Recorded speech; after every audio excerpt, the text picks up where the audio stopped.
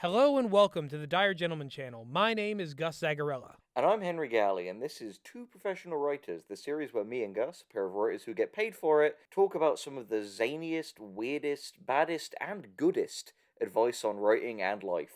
Yep, and we reviewed everyone's writing advice from Chuck Wendig to Joss Whedon, and sometimes we do people with different opinions than those two milquetoast white people from like the 2000s. Hell yeah, we're doing a really interesting, weird white people from England today. It's Alan Moore, A different breed, a vintage white from the old country. an Englishman. Alan Moore, what a wizard, what a singularly weird, strange individual, a kind of lightning rod of nerd axioms. Yeah, I mean, the thing is, something that I think this series has always been about to a degree is the fact that nobody's perfect and no one should pretend to be either. Like, Gus and I are both people who have, like, made mistakes, said and done dumb things, made some clangers.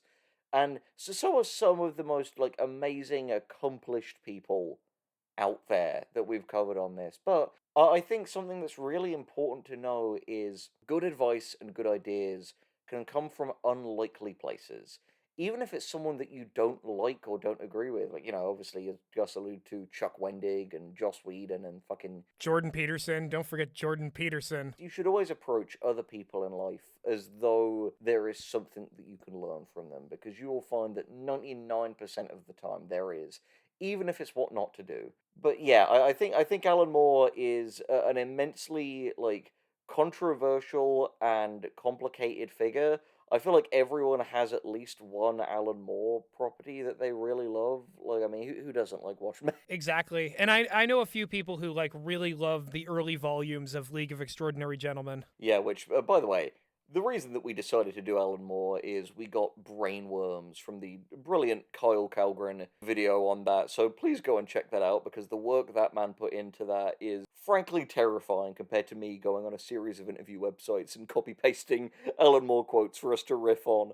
So yeah, please go and give Kyle some love for that video. Exactly. Oh man, I'm really excited to like, sort of like take on Alan Moore with our like, kind of professional writer rigor in the way that we usually do. Cause Alan Moore, in many ways, this show, as we've alluded to, is about sort of like, taking the ideologues off their pedestal and kind of seeing what the practical application of their insight is. And with Alan Moore, he himself is such a powerfully strange and singular man in the world that he inhabits. Let's start things off with a little bit of existential terror.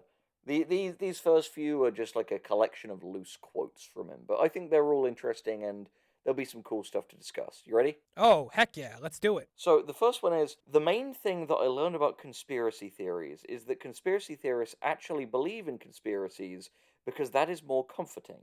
The truth of the world is that it is chaotic. The truth is that it is not the Jewish banking conspiracy or the grey aliens or the 12-foot reptiloids from another dimension that are in control.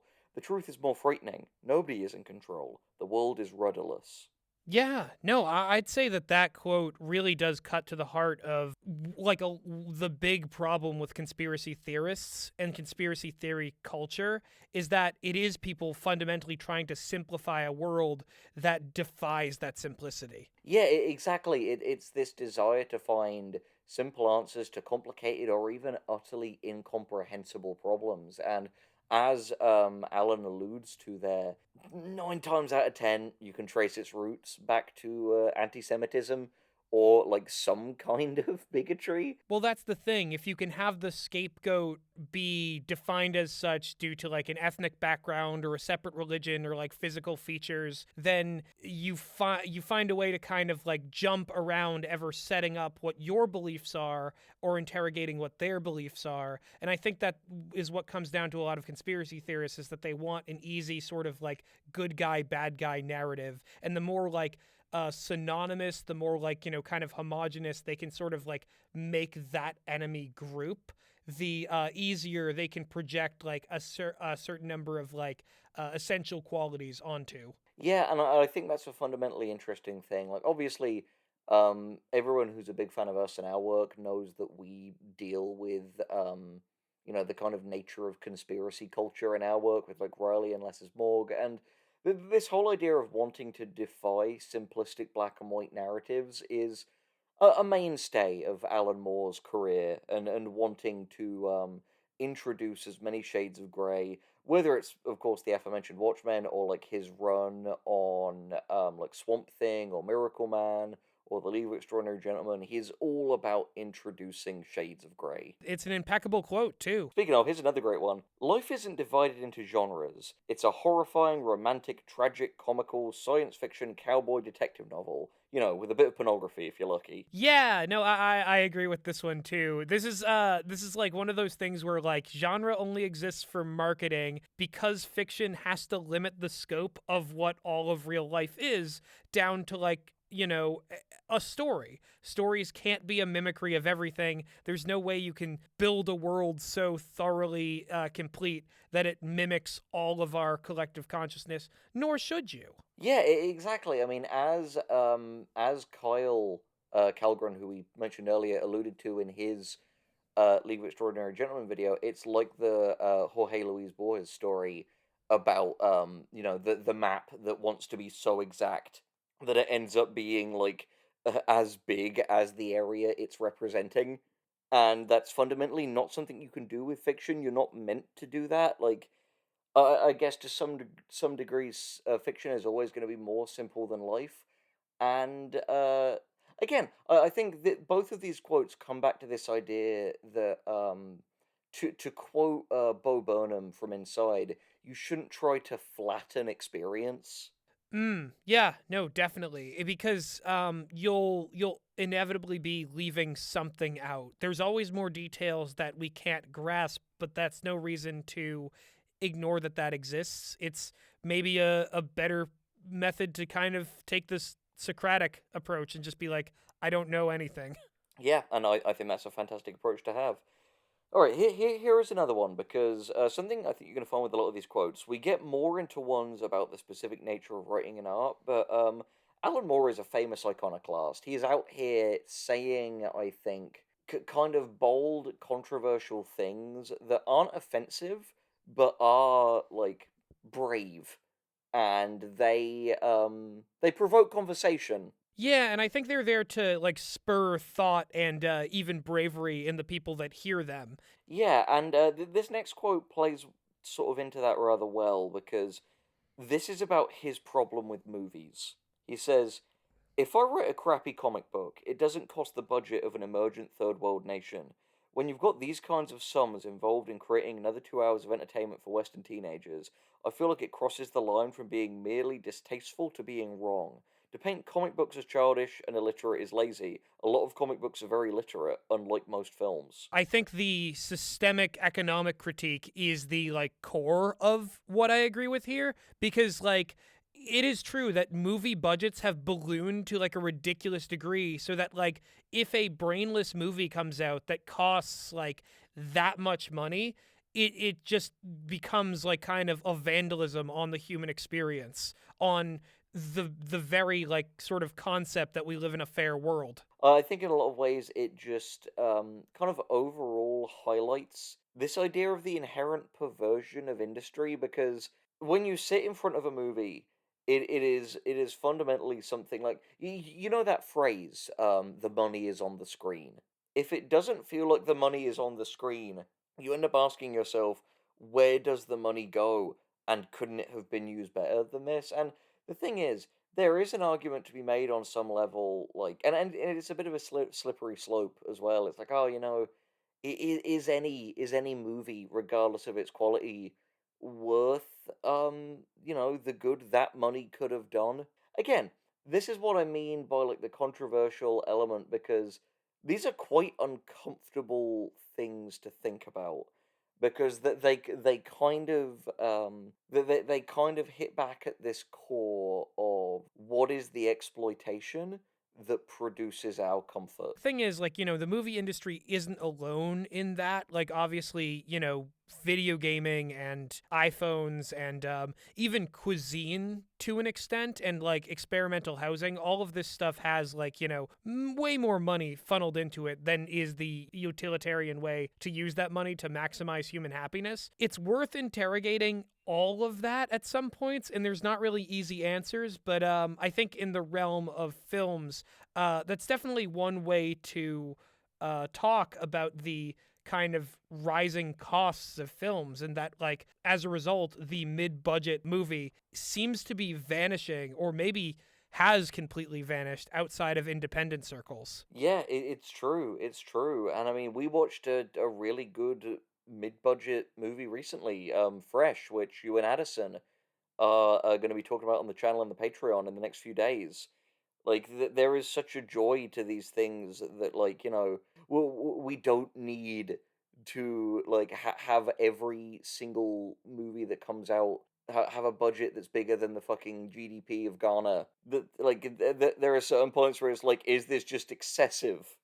It's 100% excessive. It's a whole, like, because we can and because we already set the precedent. Like, outside of movies, video games have a huge problem with this because they keep chasing, like, new, like, graphical thresholds that are fundamentally, like, completely divorced by, like, what that medium is best for, which is building, like, interactive experiences that can kind of teach the player, like, skills, or how to, like, kind of shift their mind towards, like, a new way of looking at the media or looking at themselves and their interaction with it.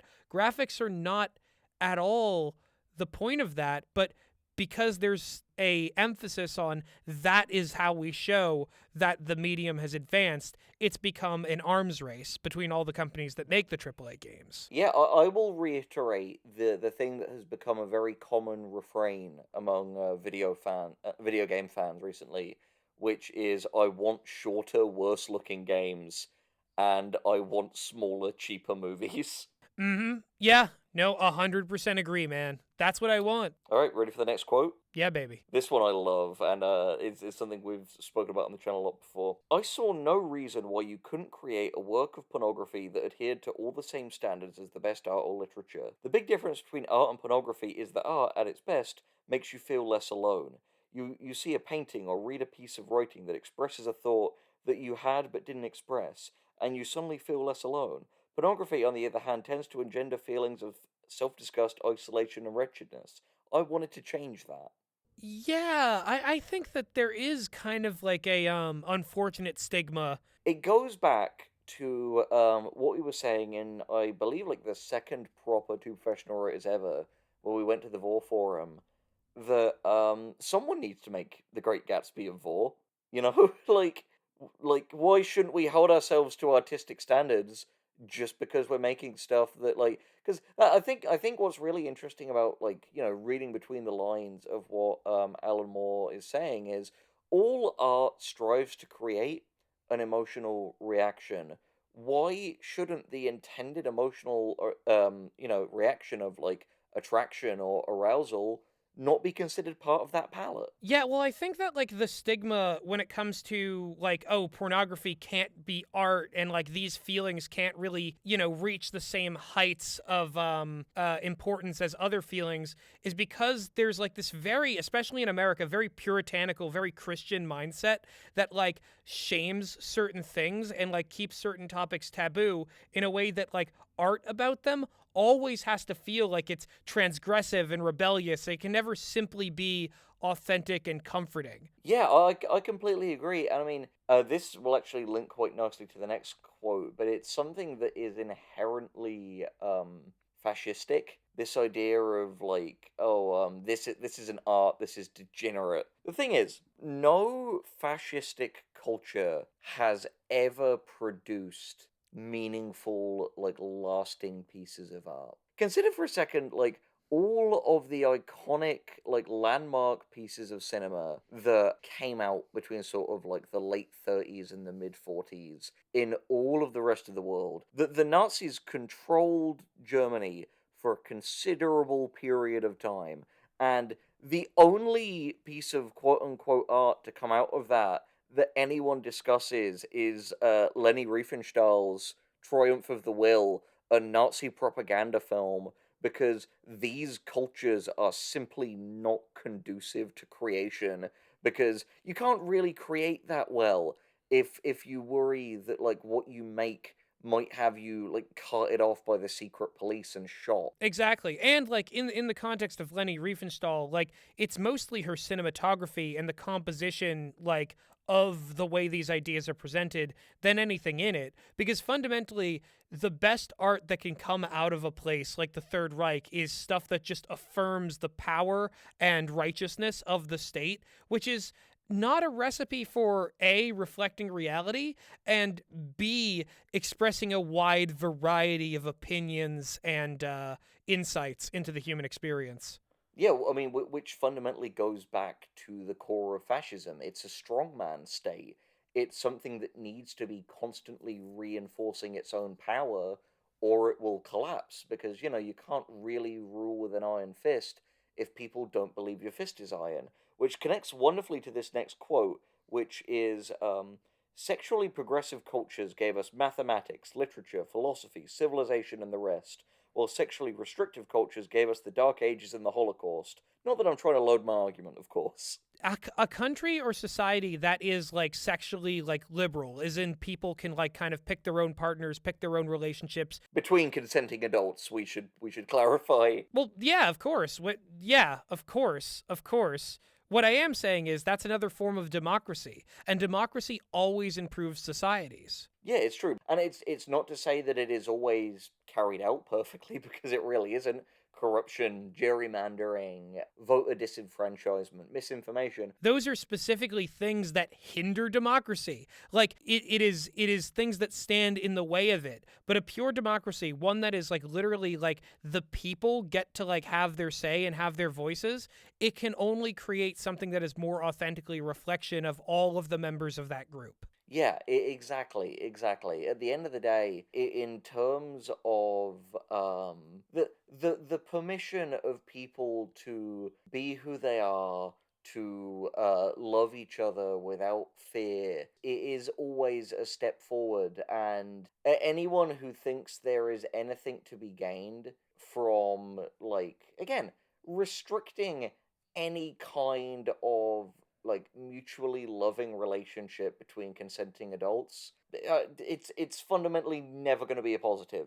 It just won't. Exactly. We got to democratize the validity of relationships, democratize political power among the people, democratize economic power among the people, even democratize art in a sense. I think that's all beautiful, and I think that those are all things that get restricted when there are people who simply want to fold everyone into one version of the human experience. Yeah, again, the flattening, the wanting everything to be nice and simple. Exactly. Has the term the steamroller of fascism ever been coined? Because I think that's pretty accurate to how it goes. Yeah, exactly. They just want everything to be flat and stomped down. Anyway, next quote is there is a kind of synergy between the different forms of work. You'll learn things from one sort of work that will have tremendous application in another. They all tend to pull each other forward. Yeah, I'd say this is true. Like in stories, like, the themes and the characters and like what they do all kind of serve each other. It's why people who say that like themes don't matter in stories are usually full of shit. But that's the thing. Like, what I've never gotten about these people who are like, oh, themes don't make a good story. It's like, yeah, neither does cinematography.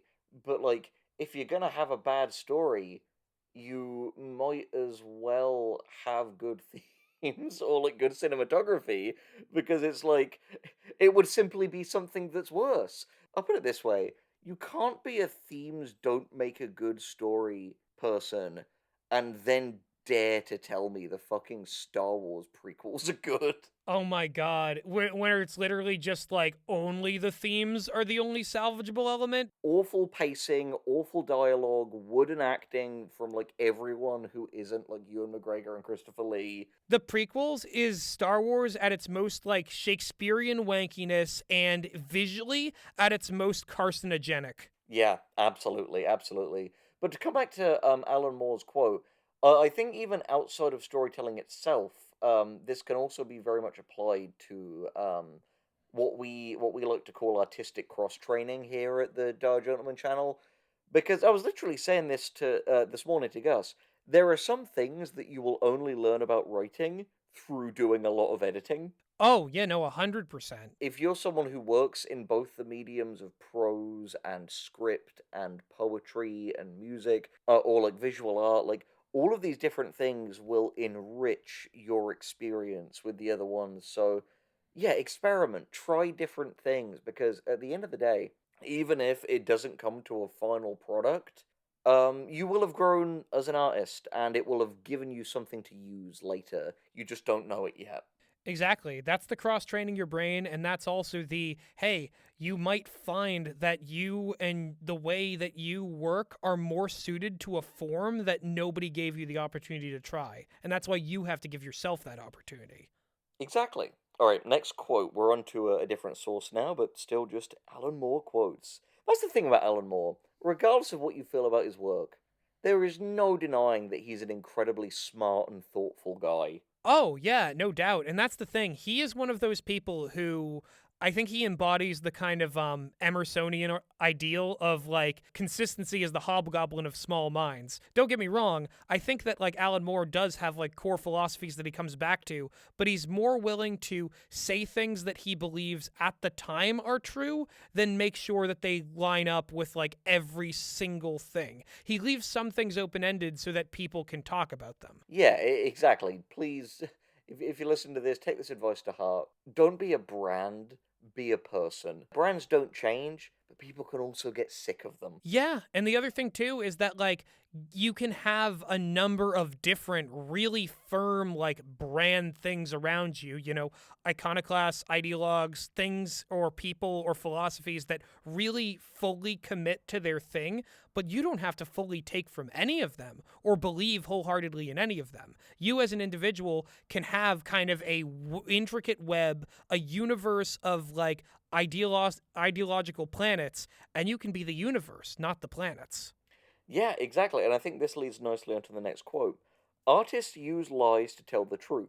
Yes, I created a lie, but because you believed it, you found out something true about yourself. That kind of says it all to the people who are like, plot twists are always something that's mean to me specifically. Yeah, I mean that's the thing. At the end of the day, it's like it's what's always said about like art that even and I think someone even quoted us on Twitter the other day about this. But like even the worst piece of art made sincerely will be revealing. Yeah. So something I think about a lot is this great quote from Dan Olson in his fantastic video about Doug Walker's The Wall, which we had suffered through long before he made that video, so it was really balm to our aching souls. But he was saying specifically about Pink Floyd's The Wall, which is a great movie and album. He said that like with something like this, it's impossible to engage with it without leaving something of yourself on the table. And I think that's really what Alan is getting at here. I think that like when it comes to even something like The Room, you can get so much of what Tommy Wiseau's mindset was in making it, more so than he even can think of. Yeah, I mean that's the thing. At the end of the day, our art, as much as like there are people out there who want to pretend that objectivity is possible in the human mind, which I'm sorry to tell you, it's just not. Because the thing is, objectivity isn't even really possible in machines. Because who programs machines?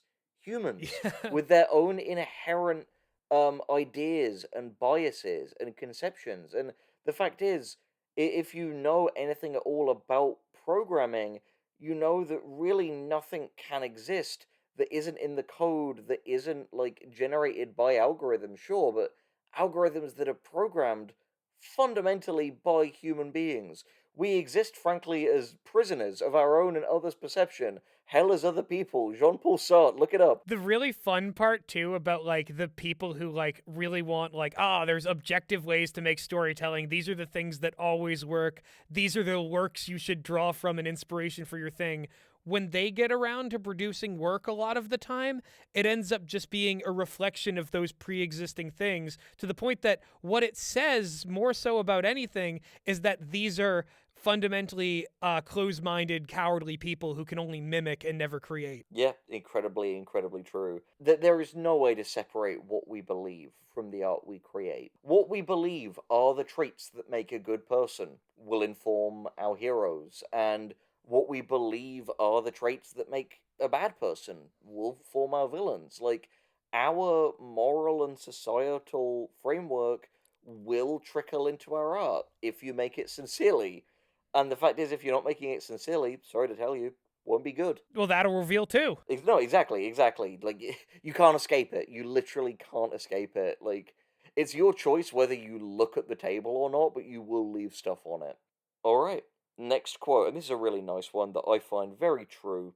We gaze continually at the world, and it grows dull in our perceptions. Yet seen from another's vantage point, as if new, it may still take the breath away. This is like one of those nice, like, empathize with other people. Maybe you'll start to see wonder in a different way of viewing things. It's part of why I love art. Like, I've been saying to Gus recently, I've gotten into books, and what I love about books is gotten back into books.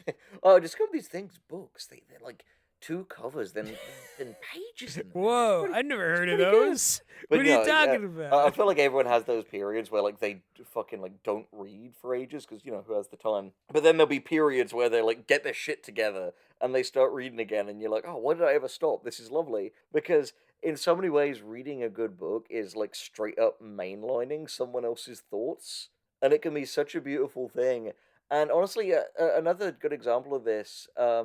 I've been very fortunate in that I've been able to travel a bit recently. I was in America not long ago, and now I'm in Australia. And in these changes of scenery and like looking at different things, I've been able to appreciate so much about each place I've been staying in. Like, I'll tell you this: next time you go out for a walk, people watching this, and do go out for walks as long as you're staying COVID safe, make sure to look at the sky. Make sure to look at the ground. Look at the world around you. Take it in. Actually actively observe. There's a lot that you'll notice, and it's easy to forget while we're all so trapped in our own heads. Yeah, and I think that's like, to put it into like fictional terms too, and the way that we consume fiction. I think it's so important that people read and watch and experience stories with characters that are very much not like themselves. If you need a character to be 100% relatable to your specific experience, I don't think you're really trying to empathize with another person's perspective, and I don't know what you're really trying to get out of art, honestly. Yeah, I think it is the sign of the atrophied emotional intelligence to be someone who needs to like basically see a blank slate that they can impose themselves on and just imagine themselves in a situation that makes them feel cool, whether they believe they are like slaying dragons in a fantasy world, or that they're the world's best fucking super spy gunning down ninjas and like bedding hot babes. You said it right there, is that like this either leads to like bland blank slate characters, or it leads to a very specific type of, usually, like 20s to 30s hyper competent male military slash fantasy hero man, because that's just been the refuge of hacks for years and years and years, and we're all sick of it. So quick kind of funny story. We've alluded to this guy before, and I'm not going to say any names, but I think just a huge part in like mine and Gus's like perspective and education on this. There's a guy I've known for years. He is just fucking obsessed with making every single like main character in anything he wants to make either Danny Ocean or John Wick. Like they have either got to be like a charismatic super thief wanting to do a heist, or like a weirdly young and sexy yet like retired assassin who is called back to do one more job. And this is an adult man, but has the most like 12-year-old boy energy. And it's just so embarrassing because we've tried to pitch this guy on like things that had interesting variations on these ideas, but he literally just refuses anything that isn't this like boilerplate, superficial, like suave, young, hot criminal dude. Yeah, it's so like not only just thoroughly dull, it's incredibly disappointing for, guys like me and Henry who like really want to like, have each of our stories capture something new, do something that hasn't been done before, or at least do something that's like really authentic and speaks to something. And just to have it kind of always rubber banded back to the most cliche, boilerplate, this has been done a million times before, like thing, it's disappointing and frustrating. And like, it's just like, well, why would we ever follow through on a project if this is like the person who's pulling the strings on it? We'll never make anything worthwhile under that kind of approach. Exactly, it's true, it's true. God, we've dealt with some fucking characters. Go check out the Sierrablanca video, please. It will teach you everything you need to know about some of the issues that come up when like artists end up working under people who like don't know dick about shit when it comes to like creating like sincere things. Yeah, being professional, it's not really a walk in the park. It's more like a sprint through a desert with a madman chasing you. Yeah, sprint through Sierra Blanca. Weirdly, if it sweetens the pill, you can find out from that video how technically I can say I've acted alongside Wayne Knight and Danny Trejo. It's a very interesting story. It's a really fascinating tale. It really is. Anyway, speaking of fascinating tales, more from the more. Alright, so these are all extracts from a Deadline interview that I'm about to read. This is when things are gonna get controversial. Get ready, everybody! I have been doing comics for 40-something years when I finally retired. When I entered the comics industry, the big attraction was that this was a medium that was vulgar. It had been created to entertain working class people, particularly children. The way that the industry has changed, it's quote unquote graphic novels now. It's entirely priced for an audience of middle class people. I have nothing against middle class people, but it wasn't meant to be a medium for middle aged hobbyists. It was meant to be a medium for people who haven't got much money. This is damn insightful. The gentrification of comics. But that's the thing, it's not just comics. A lot of things happened like this. Like, for example, Masters of the Universe, the toy line went from like, yeah, like any kid can pick up like, a bunch of these figurines and play around with them, to let's have these like incredibly detailed, like incredibly expensive thing for the old hobbyists that those kids grew up into, rather than like, having like a product for a bunch of people. And you can see that this happened in a lot of places, that like, let's go to where the money is. Can we extract it from these like older adults? Well, then fuck the kids. Who cares? Yeah, no, that's the thing. It's ultimately, we are seeing a lot of like barriers raise. It's something we're seeing a lot with cartoons, and it's like, don't get me wrong, animation it's a medium, not a genre. Fundamentally, there should be like great adult stories coming out of animation. But what's kind of annoying are these people who want great adult stories to come out of children's animation. Well, Henry, because you just invoked that, you're going to get some people who think that we're just saying that all kids' animations should be not good by their standards and should only be a certain way because, there's no such thing as nuance or wanting both to exist. But yeah, that's the thing at the end of the day. It's all these people who'll be like, oh, why isn't this ice cream a hot dog? But the fact is, there is so much media out there, so much. More than you could ever watch in 50 lifetimes. These people who demand everything be for them are the weirdest fucking people. Yeah, and there's always this Maurice Sendak quote that I thought about. I'm paraphrasing here, but he said that, like, an adult will read through a book all the way through because they're obligated to, and a child, if they're not entertained, will throw that book against the wall and carry on doing something else. No, legit. That is the difference between, like, all these people who are like, where's the lore? Where's, like, the answers? I need stuff to, like, unpack. I need theories to dig into. Whereas, like, a kid will just be concerned, is this entertaining? Can this occupy my time? Will I do this between, like, playing outside and using my imagination? But adults, a lot of them these days, especially the ones that like demand the fiction to kind of do their work for them,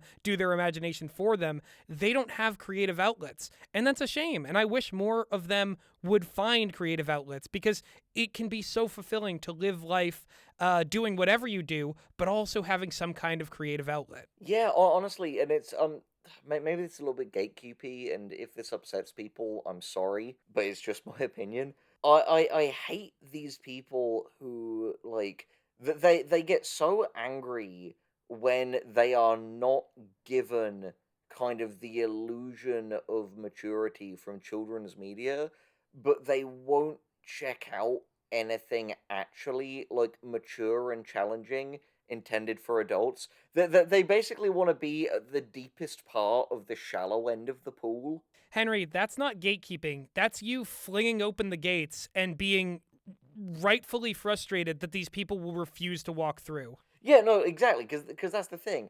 They're like, oh, why aren't there more like complex stories and lore and all this at this thing intended for 5-year-olds? It's like because read a book, you fuck. But because watch something intended for adults. Literally, just either accept that the things you want out of fiction aren't the things you think you want, that you do want sort of like a naive little, like, kind of like, let's, go on like a low stakes adventure and like be untested youths who like prove themselves. And what you actually don't want is like complex, deep stuff that reminds you of your real life and real problems in other people's real life. Just reconcile that with inside you, or get better tastes and watch more things. Here's a little quote I want you to remember. If you were at all bothered by this, I hope I give you a little bit of an existential crisis. Cartoons haven't gotten worse. You're just not 10 anymore. But you're never going to be a kid again. You'll keep getting older, and then one day you'll die. You can either choose to enjoy that or not, but it's gonna fucking happen. Sorry, that's the reality. It's very true, this whole thing that, like, getting older isn't a choice, but growing up is. That's always said, like, you can keep childish element in you, which is good. You should keep childlike wonder in you. You should keep childlike imagination and enthusiasm. You should fucking lose childlike petulance and selfishness and egocentrism, which a lot of these people still fucking have.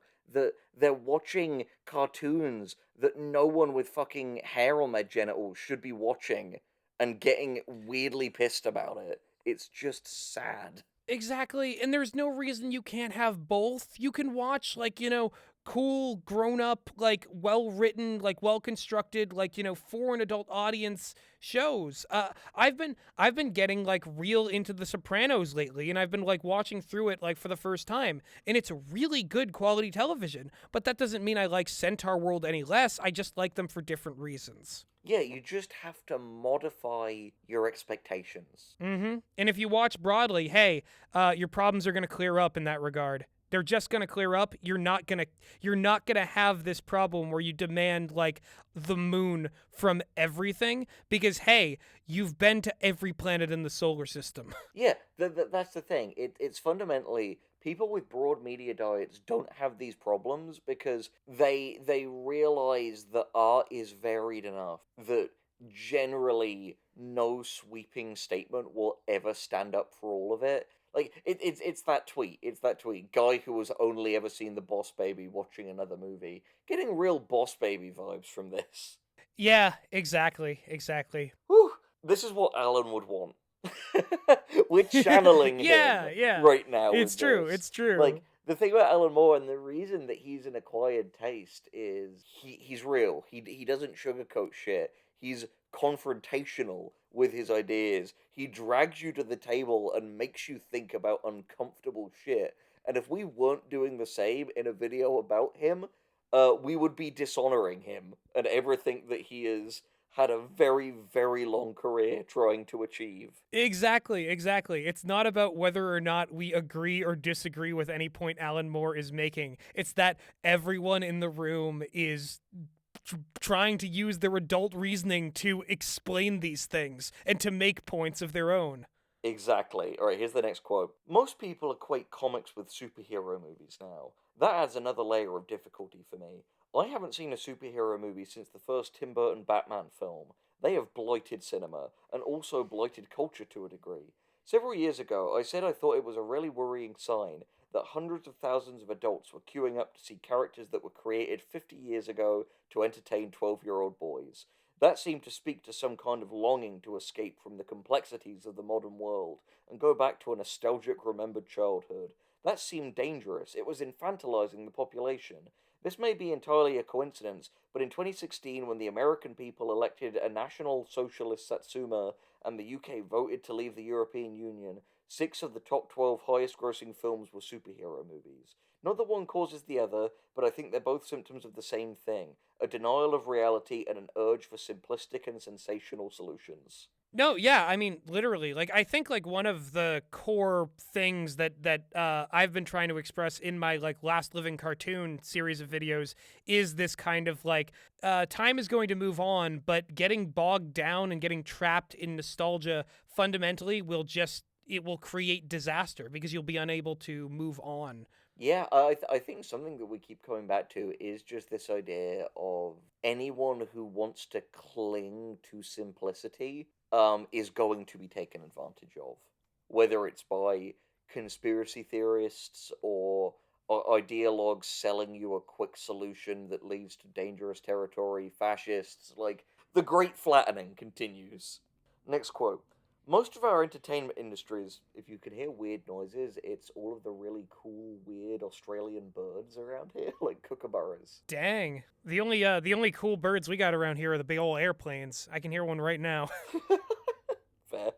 Anyway, most of our entertainment industries have been a bit top heavy for a while. The huge corporations, business interests, have so much money they can produce these gigantic blockbusters of one sort or another that will dominate their markets. I can see that changing, and perhaps for the better. It's too early to make optimistic predictions, but you might hope that the bigger interests will find it more difficult to maneuver in this new landscape, whereas the smaller independent concerns might find that they are a bit more adapted. These times might be an opportunity for the genuinely radical and new voices to come to the fore in the absence of yesteryear. And that was, just for context, him specifically talking about like the pandemic world, where a lot more is happening online. I think that in some ways, that prophecy that he put forth, we experienced some fulfilling of that in regards to releasing Less is Morgue, the first season, throughout 2020. Yeah, definitely, definitely. It harkens back to Gus and I have been getting back into early Game of Thrones. That's how nostalgic escapism because those first few seasons were so well written, and in a lot of ways, it harkens back to Littlefinger's fantastic "Chaos is a ladder" monologue. That the people who are at the very top of entrenched hierarchies are always going to be insisting on order and status quo because they're already in a pretty sweet position. Why would they want any upsets that might topple them from that? Whereas in a chaotic situation, yeah, bad things can happen, but chaos can incubate change for better or for worse. And I think in a lot of ways, yeah, in chaotic situations, these big companies that have always, to paraphrase Jack Nicholson's character from The Departed, made their environments in products of themselves rather than the other way around, don't know how to deal with shit. Whereas things that simply have less baggage, which is to say independent creators, are more maneuverable in uncertain times. Yeah, absolutely. No, I couldn't agree more. Oh, this next one is Alan Moore talking about Joker, which, sorry to tell you folks, isn't a very good film. And it's not because we're like part of the woke mob or whatever. It's because it just wholesale ripped off a pair of far better Martin Scorsese movies, which is to say Taxi Driver and The King of Comedy. Please watch those. You will see that the level of stealing, even down to like direct shots and sequences, is frankly shameless and appalling. Well, don't forget, Henry, there is some original content in there, and it's a Facebook post that the director accidentally put into the script. Are you ready for Alan Moore's take on Joker? I am so ready. Oh my god. Jokerfy me. I've been told the Joker film wouldn't exist without my Joker story. He's referring to The Killing Joke. But 3 months after I'd written that, I was disowning it. It was far too violent. It was Batman, for Christ's sakes. It's a guy dressed as a bat.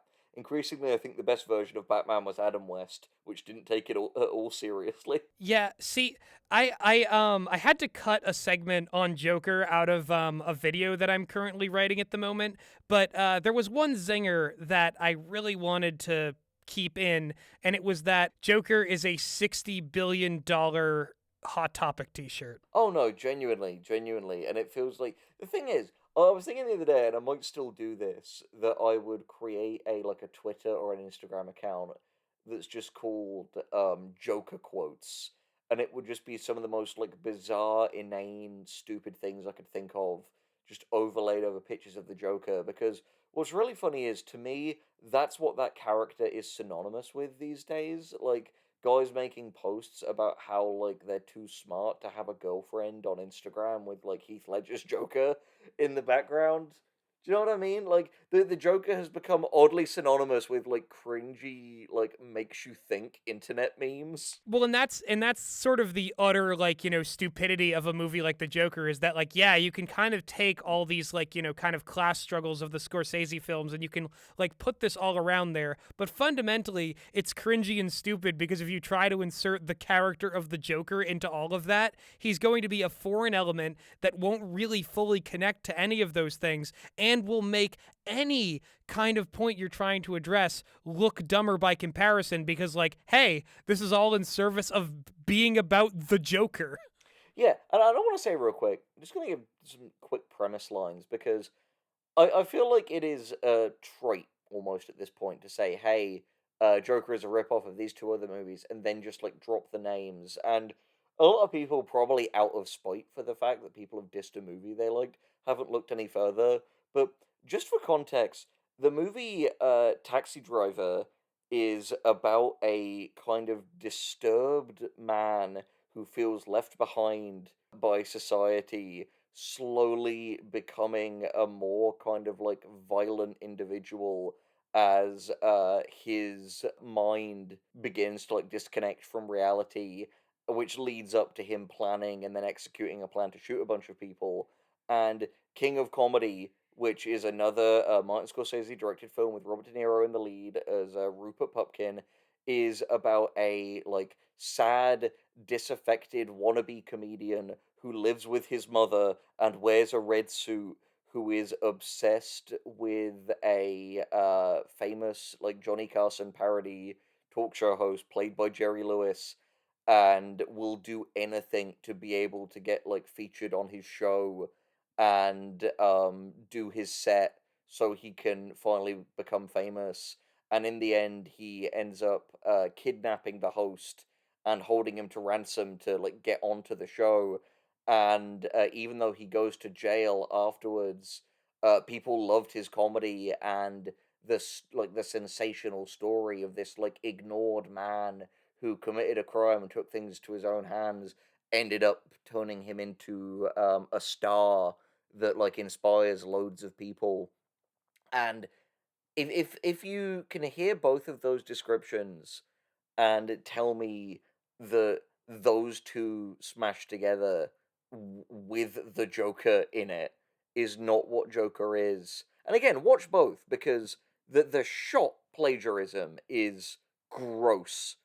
But yeah, if you wish to willfully deny the comparisons there, there's no helping you. I'm sorry. Exactly. Well, that's the thing. You take both of these movies and then, like, you can't read Joker as anything other than a parody. It's reducing it, too. It's reducing this source material and hoping, praying that people, gullible suckers out there, like the fan base of this film, never see the original works. Yeah, I frankly just see it as a big budget version of this artist reimagined 23 Disney princesses in like modern clothes on BuzzFeed.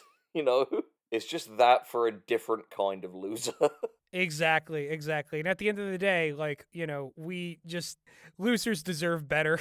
Yeah. Like, losers deserve better films that actually make them maybe not want to be losers. If you're going to be inspired to go and kill a bunch of people, at least let it be because you saw Taxi Driver. Yeah. That was a joke. I want to clarify. That was a joke. Don't kill people Yeah, Please? don't do that. Like, No. even if you watched a really great movie, don't go murder people afterwards. I'm begging you. Anyway, this one is a question and answer. Deadline asked more in response to some of these statements. Hasn't cinema always been a form of escapism to an extent? And Moore said, sometimes it was. All art forms are potentially, but they can be used for something other than escapism. Think of all the films that have really challenged assumptions, films that have been difficult to take on board, disturbing in their messages. The same goes for literature, but these superhero films are too often escapism. Yeah, no, I think that's an astute observation. I mean, if these things are going to be so, like, prevalent in society, if they're going to take up so much cultural and mental bandwidth of all of us, then they should be more varied in the kind of things they're trying to do for us. I think it's really funny. It shows how in tune we are with like Alan Moore's like opinion wavelength right now, that we're basically having the discussion of each thing that oddly applies to like whatever we hear next, because like again, like we were saying, Taxi Driver and King of Comedy are both very like strange, uncomfortable films that were like dark and satirical and had things to say, but are cheapened by being made superhero movies. It's sticking the Squidward nose on fucking Michelangelo's David and saying, now it's art. Yeah, it's so true. Anyway, this one is from an interview he did with Comics Cube. The first thing is, think about what you're doing. Think about every aspect of it. Brian Eno was somebody whose thinking really influenced me when I was starting out. Now, he was a musician and I was moving into comics, but his thinking was generalized enough that it applied to a whole variety of fields.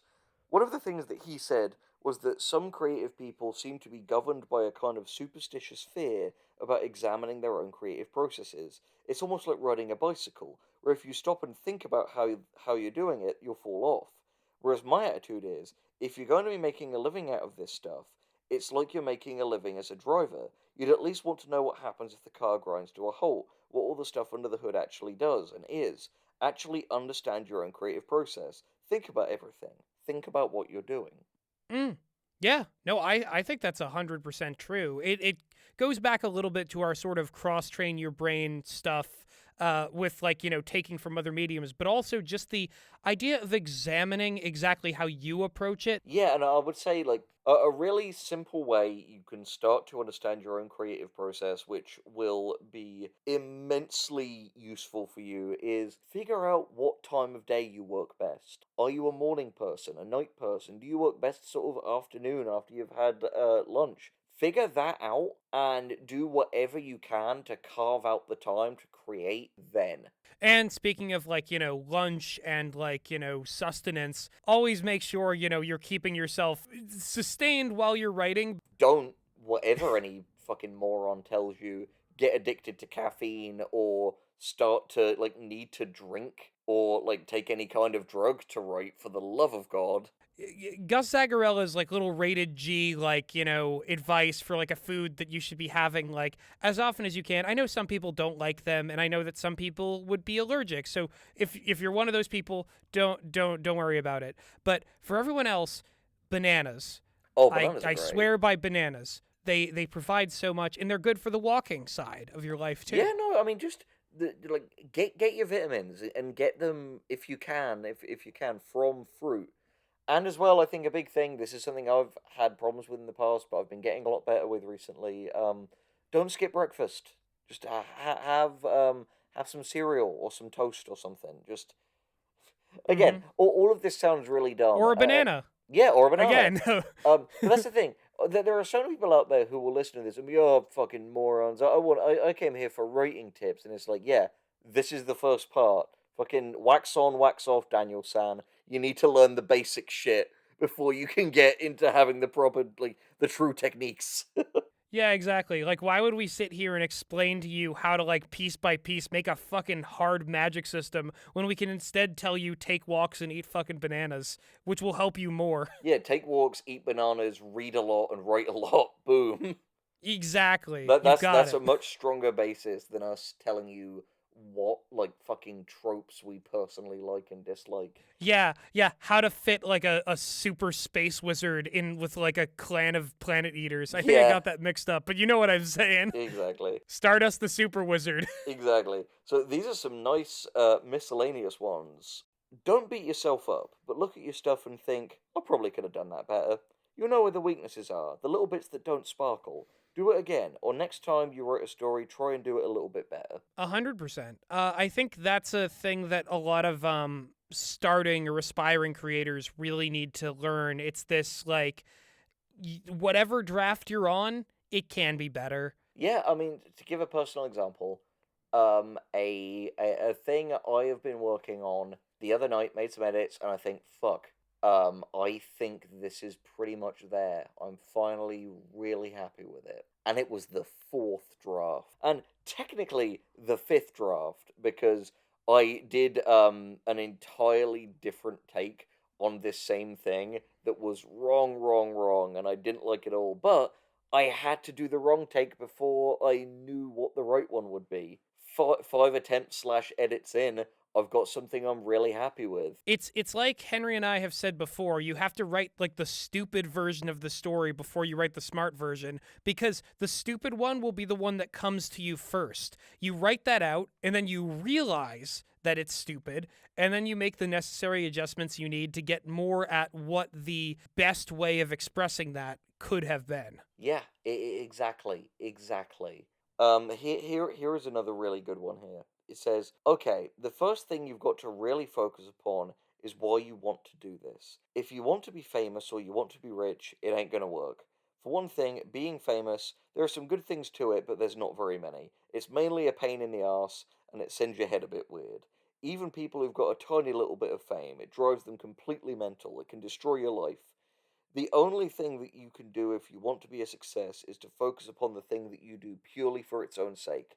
If you love writing comics, drawing comics, making music, or whatever, and you're not doing it to get famous and you're not doing it to make money, you're just doing it because you love it and you want to get better, and you want to get better, and you want to get better, then you'll probably do alright. Don't focus on the fame and the wealth stuff. That's what everyone wants. You can become famous and moderately wealthy just by going on Big Brother. You know what what does that prove? What does it mean? Especially these days, fame means nothing, and increasingly money doesn't mean that much either. Based Alan Moore. Yeah, I mean, it's true. Like, the fact is, so obviously, I want to say, because, yeah, we call this show Two Professional Writers, and it's because, fundamentally, when Gus and I sit down to file our taxes, it's that money is writing money. It's our day job. It's our Yeah, living. this is our job, and we're very fortunate to be doing the thing we love as our job. But here's the thing: we're not rich. We are not rich. We are really No, not. no. It is like, Nor is that a thing. Nor is that a thing that like we went into this to do. I don't know about you, Henry, but like I went into writing fundamentally because like it was the thing that brought me the most joy in life. It was the thing that I liked the most. The idea of making money from it was more just a justification of like if I can make enough that I can live off of doing this for my job, then good. Becoming rich, it didn't enter my mind. yeah. I mean, that's the thing. But some people do think that way, and those people who want to be rich, people who want to be famous, as Alan Moore said, they end up going mad because, yeah, if you want to be rich, go into a job that's considerably more exploitative. Become a stockbroker. Build an emerald mine in a disadvantaged equatorial country. Go into human trafficking, like, just something awful and monstrous, and you'll make loads of money. If money's your concern, then just throw morality out the window. If money is your concern, be as evil as possible. Be completely amoral, and you will find that it comes to you in droves. Well, actually, more importantly than being as evil as possible is be born with the money. Otherwise, you might just be being evil as possible at the behest of someone else who has the money, and you're just doing their dirty work, and they'll toss you like a wet dish rag when they're done with you. No, you're right. It's true. Being as evil as possible, if you don't have like hereditary wealth or opportunities, you might just be a terrible shithead who is a blight on their friends and family. Yeah, the difference between you and like the former president is that he started out with a small loan of $1 million. Yeah, and even that was fucking lowballing. Yeah, exactly, Yeah, but exactly. that's a great message from Mr. Moore. I think we have only two left, but they're quite long, boys. So we'll go from there. So this first one is Alan Moore's 5 tips for would-be comic writers. Oh boy, numbered list. Tip number 1, don't. Tip number 2, no, really, don't. Tip number 3, definitely don't. I mean it.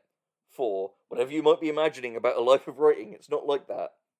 5, okay, if you're going to anyway, if you're going to be a writer of any quality, you will have to commit yourself to writing, which is something that, when you're young and idealistic, sounds incredibly easy to do, but you should commit yourself to writing almost as if it was some ancient Greek or Egyptian committing yourself to a god. If you do right by the god, then the god may, at some point in the future, reward you. But if you slack off and don't do right by your talent or your god, then you are heading for a world of immense and unimaginable pain.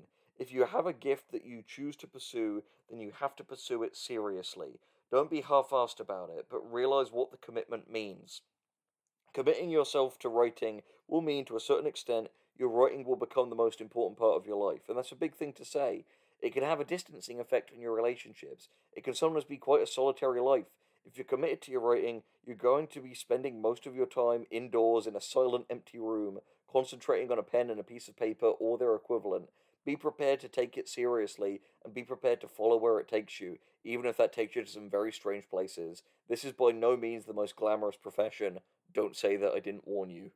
I like that. I like the build up to the sort of genuine advice that he gives on that regard, and I think what he's saying is pretty much spot on. That like, yeah, in order to be a writer, it's going to be a huge chunk of your time and a huge chunk of your brain power is going to go towards this.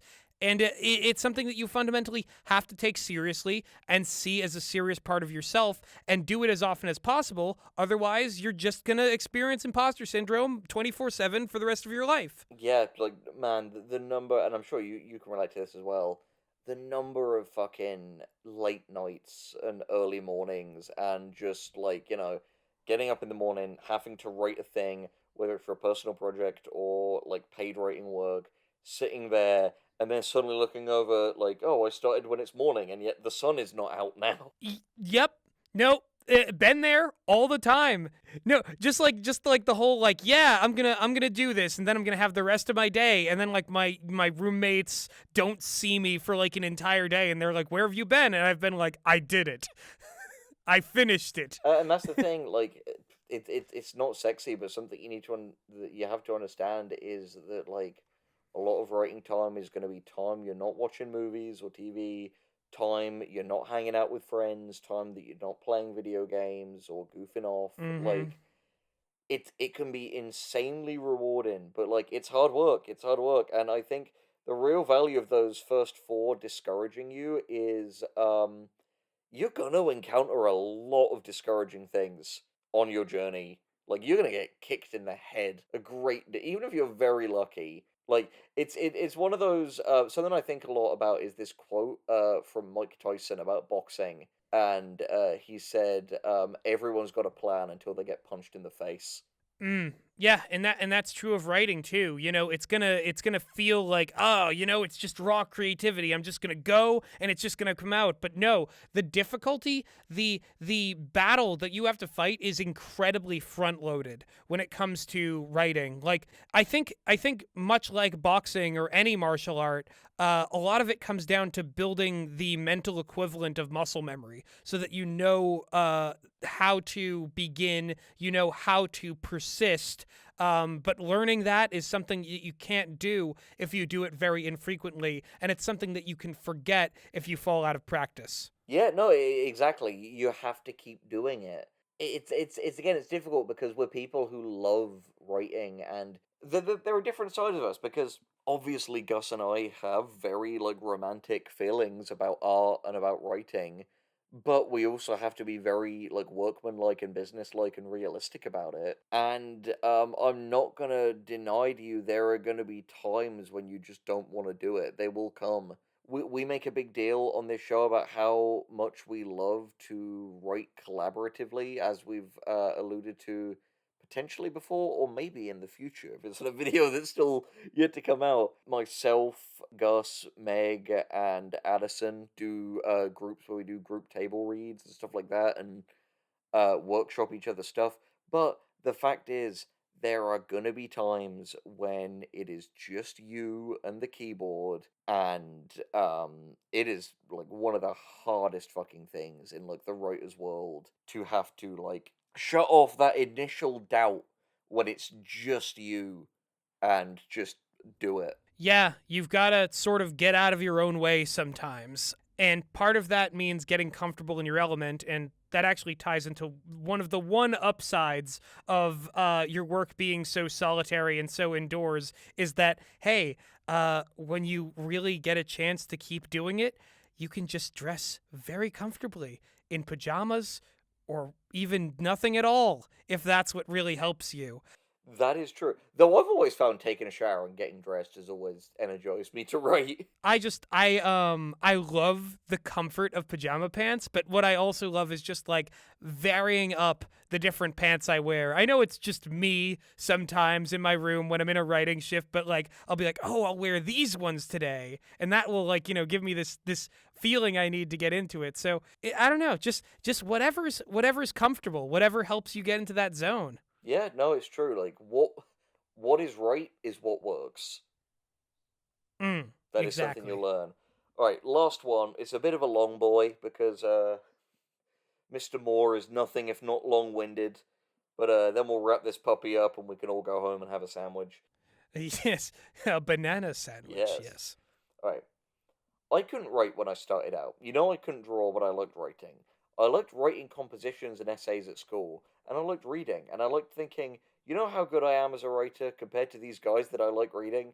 And you think, actually, I'm rubbish. So you try to make yourself a little bit better. And if you're honest with yourself, not overcritical, parenthesis, there's a point at looking at everything you do and saying it's rubbish and tearing it. Sorry, there's no point at looking at everything you do and saying that's rubbish and tearing it up. But if you can at least be honest and say, yep, this has got some bits in it that are good, I could have done better with these bits, this is not as good, and so, who I admire, next time this is going to be better, and you just try and make everything you do a little bit smarter, a little bit more sophisticated than the thing you did before, eventually people will notice.